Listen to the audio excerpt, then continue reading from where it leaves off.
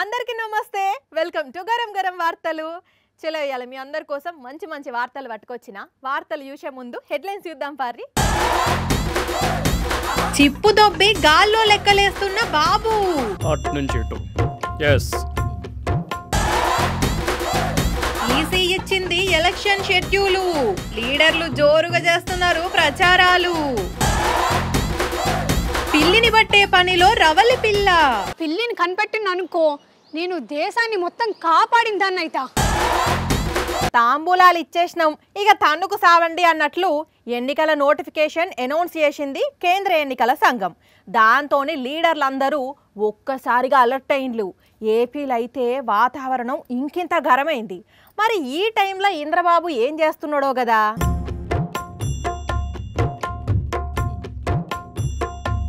ఆగో సారు బాగా టెన్షన్లు ఉన్నట్టున్నాడు సారు నమస్తే సార్ అది అట్ నుంచి ఇటు yes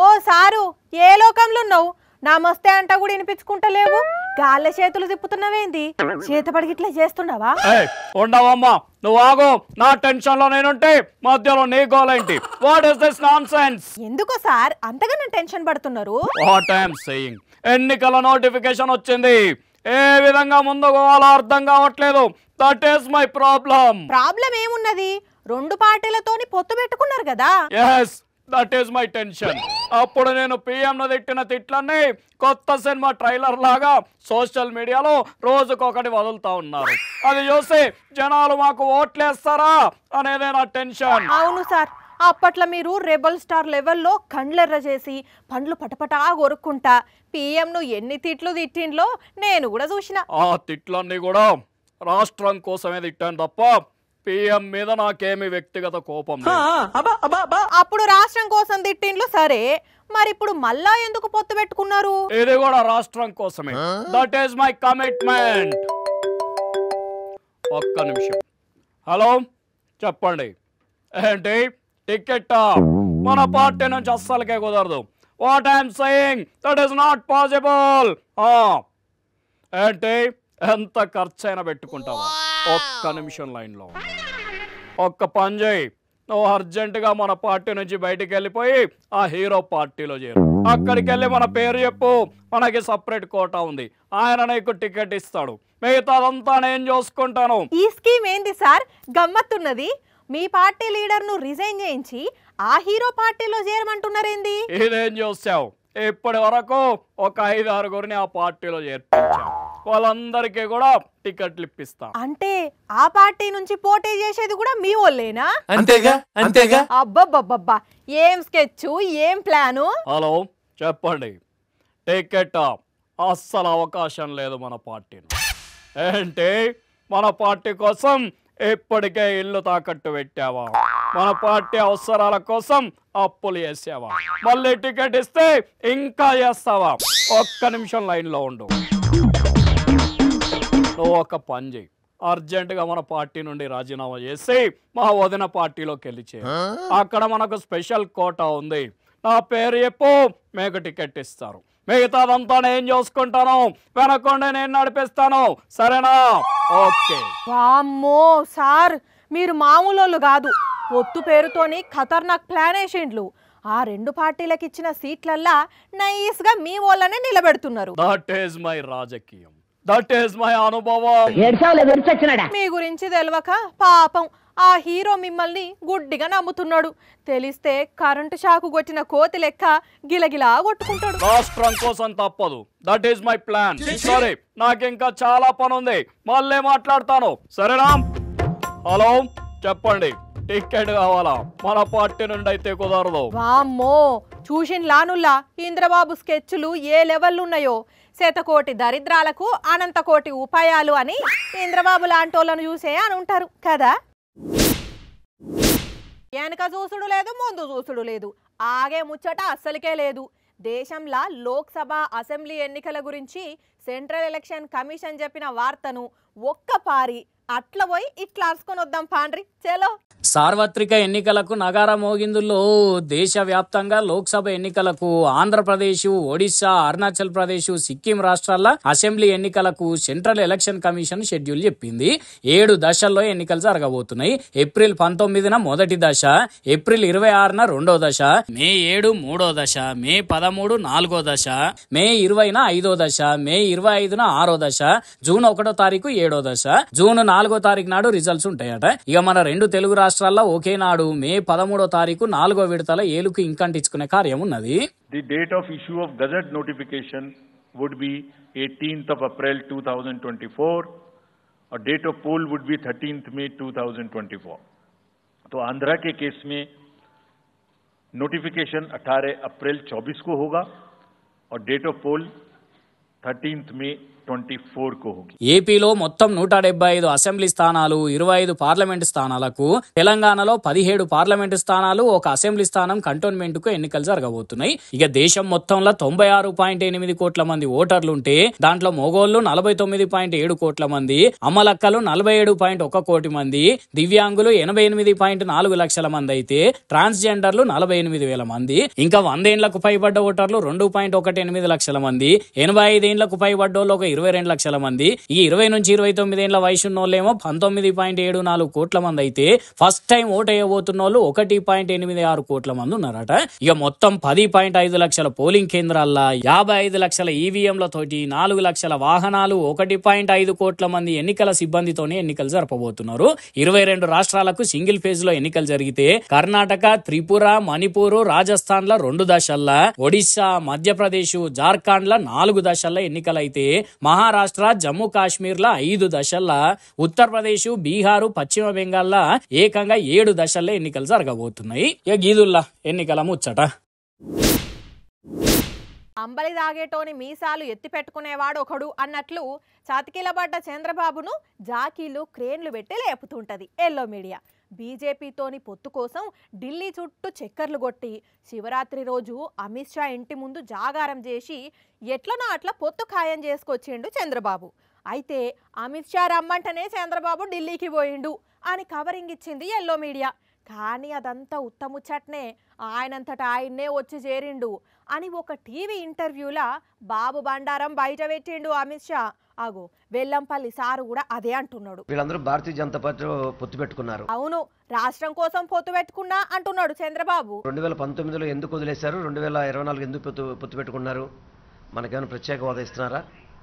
మనకు పోలవరం నిధులు ఇస్తున్నారా? వాళ్ళేమీ ఇయ్యలే, బాబే వాళ్ళను బలవంతం చేసి పొత్తుకొప్పించిండు అనుకుంటున్నారు సార్ జనాలు. 2019 ముందు మోడీ గారిని వ్యక్తిగతంగా కూడా తిట్టిన వ్యక్తి, వారి కుటుంబం మీద కూడా తిట్టిన వ్యక్తి, సిగ్గు లేకుండా ఈరోజు మళ్ళీ భారతీయ జనతా పార్టీతో పొత్తు పెట్టుకుంటున్నాడు. అసలు చంద్రబాబుకి ఇష్టం లేదంట. అమిత్ షానే నీ అవసరం మాకుంది, అందరం కలిసి దేశాన్ని డెవలప్ చేద్దామని పిలుపునిస్తేనే బాబు ఢిల్లీకి పోయి పొత్తు కొప్పుకున్నాడు అని వాళ్ళ ఎల్లో మీడియా రాసింది సార్. అమిత్ షా గారు కూడా స్టేట్మెంట్ ఇచ్చాడు, గతంలో నరేంద్ర మోడీని తిట్టాడు కాబట్టి ఓడిపోయాడు, ఇప్పుడు మళ్ళీ తప్పు తెలుసుకొని తప్పు దిద్దుకొని మమ్మల్ని బతిమాలుకున్నాడని చెప్పని అమిత్ షా చెప్పినా ఎల్లో మీడియా ఒప్పుకోదు. వాళ్ళ జాకీలు, క్రేన్లు వాళ్ళకుంటాయి. 40,000 ఇండస్ట్రీ అనే వ్యక్తి అంత సిగ్గుమాలను పనులు చేయాలా? చంద్రబాబు గురించి తెలిసి కూడా అట్లా అడుగుతారేంది సార్? అది ఆర్టు. చంద్రబాబు పెద్ద ఆర్టిస్టు. నాకెవ్వరు సలహాలు ఇయ్యొద్దు, నన్ను క్వశ్చన్ చేయొద్దు, నా మాటే శాసనం, ఉంటే ఉండుర్రి పోతే బోండి అని ఈ నడుమ పవన్ కళ్యాణ్ అన్న సంగతి మీ అందరికి ఎరికే ఉంటుంది. ఇన్నొద్దులు పవన్ను ఎంకరేజ్ చేద్దామనుకున్న ముద్రగడ పద్మనాభం ఈయనేందో తేడా సింగ్ టైపులు ఉన్నాడు అనుకొని వైసీపీలో చేరిండు. ఆగో అట్లెట్లా చేరుతాడు అని ఆయన మీద సోషల్ మీడియాలో పోస్టులు పెడుతున్నారు. అసొంటోళ్లకు గట్టిగానే ఇచ్చి పడేసిండు ముద్రగడ. నువ్వు సినిమాలలో హీరో కావచ్చు, నేను రాజకీయాల్లో హీరో అని పవన్ కళ్యాణ్ మీద పవర్ఫుల్ పంచులేసిండు ముద్రగడ పద్మనాభం. నాకు ఎవ్వరు సలహాలు ఇయ్యొద్దు అని తన మేలు కోరిన వాళ్లకు వార్నింగ్ ఇచ్చిండు కదా. ఆ తర్వాత ముద్రగడ వైసీపీలో చేరిండు. అరే అట్లెట్లా చేరుతాడు అని కొంతమంది జన సైనికులు సోషల్ మీడియాలో పెట్టిన పోస్టుల మీద గట్టిగానే రియాక్ట్ అయ్యిండు ముద్రగడ.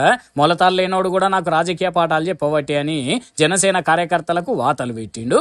అసలు చంద్రబాబు చంద్రబాబు 5 ఏళ్ల పాలనలో పవన్ ఎక్కడున్నాడో, చంద్రబాబు కాపు జాతిని అవమానించినప్పుడు పవన్ ఎందుకు స్పందించలేదు అని నిలదీసిండు. అసలు ఇంతవరకు నేను ఆయన ముఖమే చూడలే అన్నాడు.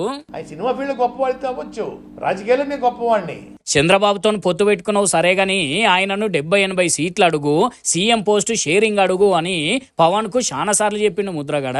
కానీ ఆయననే ఇండ్లే, జనసేనకంత సీన్ లేదు, మాకు 21 సీట్లు చాలు అని ఆడికే ఆగిపోయిండు. ఇక దాంతో వైసీపీలో చేరి పవన్ కు గట్టిగానే వాతలు పెట్టిండు ముద్రగడ. రావమ్మా రవలమ్మ రావమ్మా, రోజు తప్పించి రోజు నువ్వు రావమ్మా. ఏందట్లా చూస్తున్నారు? మన రవలి మేడం వచ్చే టైం ఏంది కదా, అందుకనే మేడం గారికి స్వాగతం పలుకుతున్నా. ఏం చేస్తాం మరి, ఒక్కసారి వచ్చిపోమ్మా మెరుపుతీగా అంటే వచ్చిపోయినట్టే వచ్చిపోతున్నది 2 రోజులకోసారి. ఏడున్నదో మహానుభావురాలు.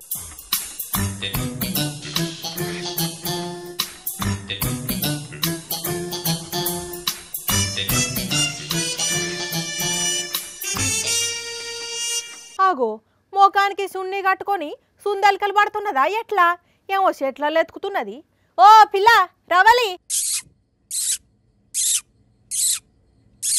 డౌటే లేదు, పక్కా ఎలకలు పడుతున్నట్టున్నది ఈ ఎడ్డిది. అందుకే ఎలక తీరుగానే అరుస్తున్నది. ఓ ఎలక మోకందానా, ఎలక మోకం అంట తప్ప వినపడలేదా నీకు? అరవకు మెల్లగా. ఉషు లేదు, జాజు బుషు లేదు. వార్త ఏం తెచ్చినవో చెప్పు, తర్వాత పట్టుకుందు గాని ఎలకలను. ఏహే, అప్పటి నుంచి ఎలకలు ఎలకలు అంటున్నావు సిందెలక ముఖం వేసుకొని. నేను ఎలకను పడతలేను, పిల్లిని పడుతున్నా. అబ్బా, పిల్లిని పడుతున్న రవలి పిల్ల, టైటిల్ బాగున్నది, యూట్యూబ్ థంబ్నెయిల్ పెట్టుకోవచ్చు. కాస్త నువ్వు ఆపితే నేను పిల్లిని వెతుకుతా. ఇది అసలే మామూలు మ్యాటర్ కాదు, దేశ సమస్య. అర్జెంటుగా ఆ పిల్లిని కనిపెట్టిననుకో, నేను దేశాన్ని మొత్తం కాపాడిందాన్నైతా. పిల్లి దేశ సమస్యనా? అవును, జపాన్ దేశపోల సమస్య తీర్చే పనిలున్నా నేను.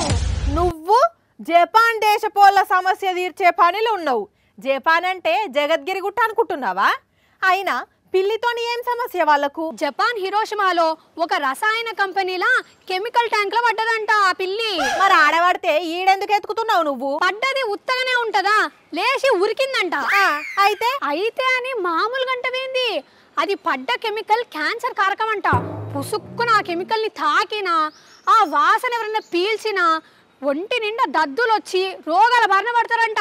ఏంది పిల్ల నువ్వు అనేది? అవును, అసలు అంత డేంజర్ కెమికల్లా ఆ పిల్ల ఎట్లా పడ్డది మరి? రసాయనం మీద షీట్ చిన్నగా జరిగిందంట. కథం ఏడ నుంచి వచ్చిందో ఏమో ఆ పిల్లి పుసుక్కుని ఇలా పడ్డది. మళ్ళా పడ్డది ఊకోవచ్చుగా, లేచి ఉరికినాయే. ఓ దేవా, ఎక్కడ నెతుకుతారు ఇప్పుడు దాన్ని? హిరోషిమా మొత్తం ఆగమవుతున్నారట, అందరు భయపడుతున్నారట పాపం. కాదు, నాకు ఒక డౌటు. అంత డేంజర్ కెమికల్ అన్నావు కదా, అట్లాంటప్పుడు పిల్లన్లా పడ్డప్పుడు పుసుక్కున ఆ రసాయనం దాని నోట్లకి పోతే అది బతికే ఛాన్స్ ఉండదు కదా మరి? ఆ ఫ్యాక్టరీ మేనేజర్లు కూడా అదే అంటున్నారు. మామూలుగా మూగ జీవాలకు వాటి శరీరాన్ని అవే నాక్కునే అలవాటు ఉంటుంది.